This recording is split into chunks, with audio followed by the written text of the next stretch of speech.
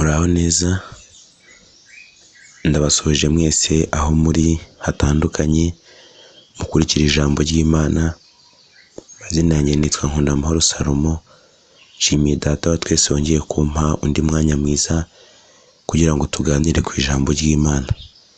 Reka tubanze dufatanye mu isengesho kugira ngo Imana idushyigikire kubivuga uko biri kandi namwe ibafashe kubyumva kandi twese bitugirira umumaro. Urakoze Mana kubw'uyu mwanya mwiza umpaye.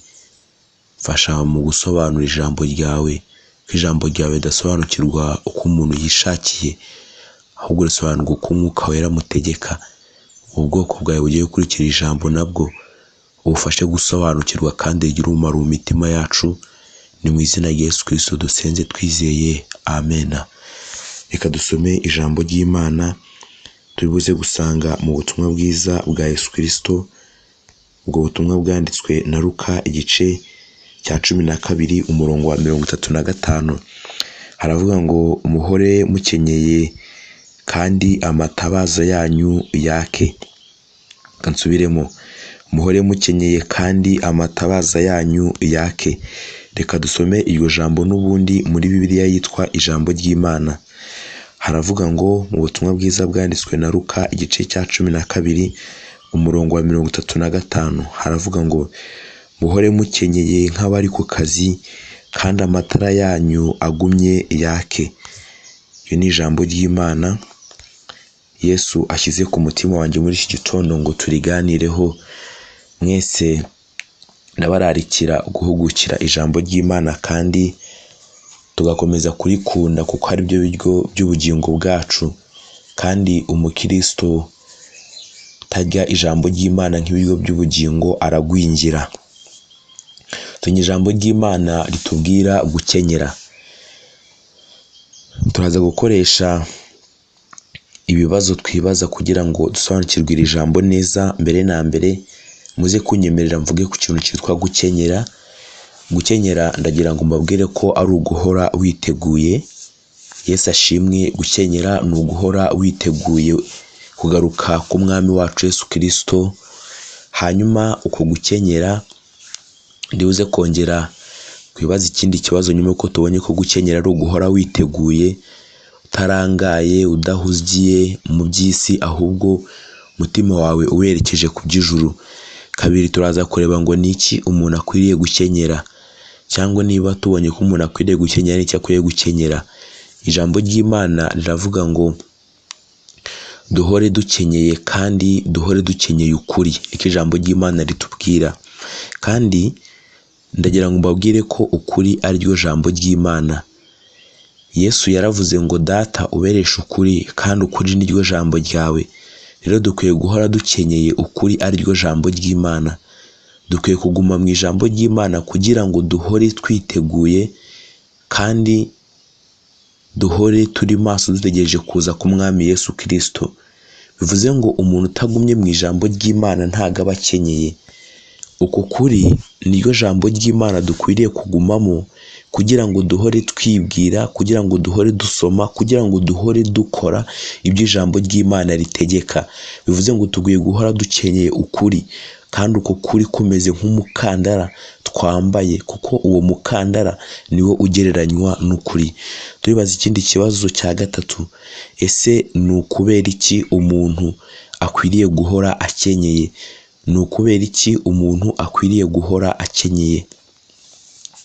Impamvu umuntu akwiriye guhora akenyeye ni uko iteka nk'umukristo ujya uzirikana ko igihe wakiraga Yesu nk'umwami n'umukiza, winjiye mu rugamba rutarangira no mu ntambara idashira, urwana n'umwanzi Satani. Njye nawe twahoze dukorera Satani igihe twari tutarava mu bwana, kuko mwibuke mu Kristo igihe Apoloni yamubazaga ngo ese ni ukubera iki uvuye mu bwami bwanjye kandi nanjye mpemba neza? Yamubwiye ijambo nakunze, aramubwira ngo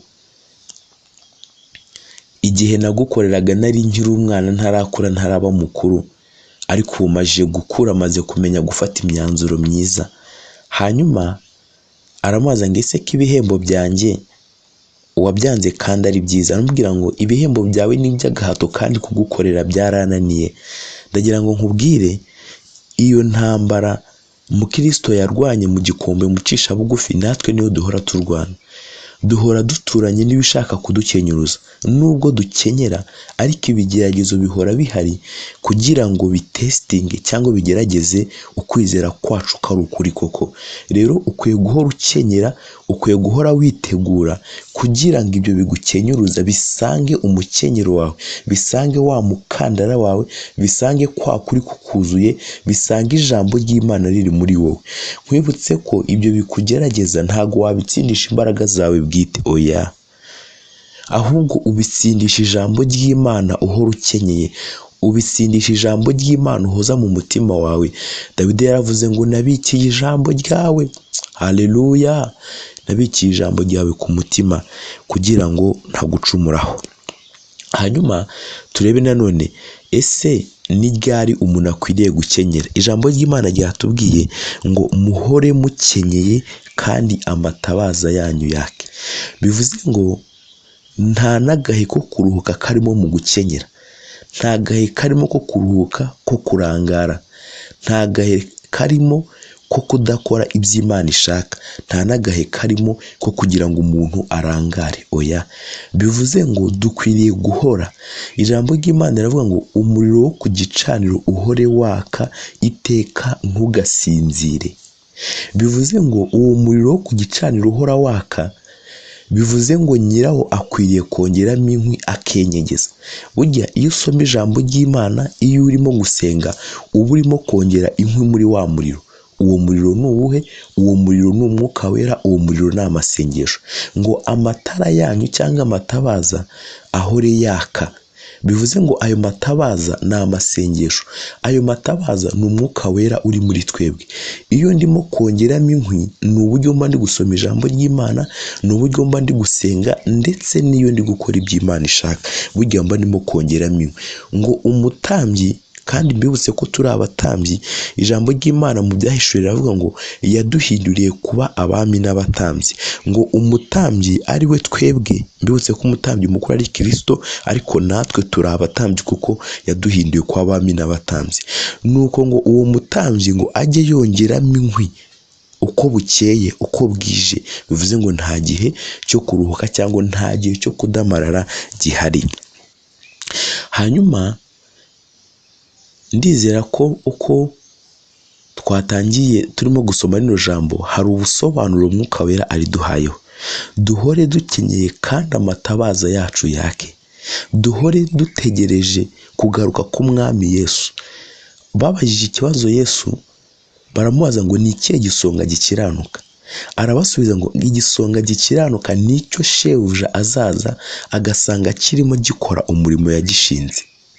Bivuze ngo njye nawe dukwiriye kugomeza dukora ibyo umwami yadushinze kugeza agarutse. Dukwiriye gukenyera kandi tugakomeza.